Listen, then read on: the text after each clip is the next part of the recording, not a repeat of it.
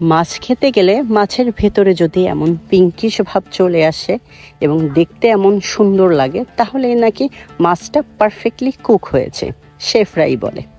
আসসালামু আলাইকুম সবাইকে, রান্নাবান্না এবং আমি চ্যানেল থেকে আজ আমি আপনাদের সাথে মাছ ভাজির একটি রেসিপি শেয়ার করবেন। চলেন তাহলে।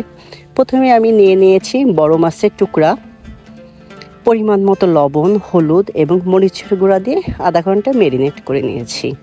আসেন তাহলে ফ্রাই প্যানে এখন তেল দিয়ে দেই, যেটা অ্যাজ ইউজুয়াল আমরা করি। আমি আস্তে খুব সাবধানে মাছগুলো দিয়ে দিলাম।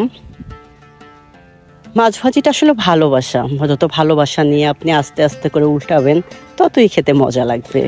আর একটু তেল বেশি করেই দিতে হয়, না হলে মজাই লাগবে না। এরপর আমি দিয়ে দিলাম কাঁচামরিচ এবং পেঁয়াজ কুচি। দেখতেই পারলেন আমি কিন্তু মাছগুলো তুলিনি, এটা আপনারা খেয়াল করেছেন কিনা? কারণ আমি মাছগুলো 70% যখন ভাজি হয়ে গেছে তখনই আমি ঝাল পেঁয়াজটা দিয়ে দিয়েছি। এখন খুব আলতো করে ভালোবাসার সাথে মাছগুলো আর ঝাল পেঁয়াজটা আস্তে আস্তে করে ভেজে নেব। আমার বাসায় মাছের তেল দিয়ে যদি এক প্লেট ভাতই না মাখানো যায় তাহলে এটাকে আর মাছ ভাজা বলে না, বুঝছেন? কেউ আর আমার সুনামও করবে না। তাই আমাকে এভাবেই ভাজতে হয়। খুব আলতো করে নেড়ে চেড়ে সুন্দর করে মাছগুলো একটু ধৈর্য সহকারে ভাজতে হবে আমাদেরকে, না হলে আসলে মাছটা মজা লাগবে না খেতে। বড় মাছ তো একটু সময় নিয়ে ভাজলেই আসলে বেশি টেস্টি হবে।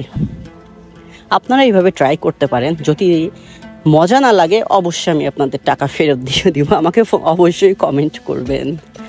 এবং দেখেন না মাছটা ভাজা ভাজা হয়ে গেছে। ঠিক নামানোর কিছুক্ষণ আগে আমি টালা জিরার গুঁড়া দিয়ে দিব, দিয়ে সুন্দর করে নেড়ে চেড়ে তারপরে চুলাটা বন্ধ করে দিব, কিছুক্ষণ রেখে দিব বন্ধ করে, যাতে তেল আর মাছ আর মশলার ঘ্রাণটা একসাথে মিলেমিশে একাকার হয়ে যায়।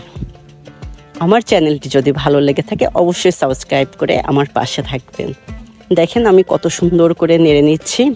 এরপরে এত সুন্দর করে দেখেন সার্ভ করেছি, দেখলেই মনে হচ্ছে মাছগুলো আমার দিকে তাকিয়ে আছে, কখন আমি খাবো। তো সবাই আমার জন্য দোয়া করবেন, ভালো লাগলে অবশ্যই শেয়ার করবেন ভিডিওটি। আসসালামু আলাইকুম।